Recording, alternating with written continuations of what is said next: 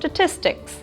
The Statistics option will display the number of crimp cycles since the last battery charge, total number of crimp cycles throughout the life of the tool in all battery charges, and the total number of complete battery charges in the tool's lifetime. Log. The log option will keep data on the last 25 cycles, with cycle 1 being the most recent cycle. It will show the setting that was used and if the cycle was completed successfully or resulted in an error. For more information and helpful videos, visit our secure website at www.cromres.com.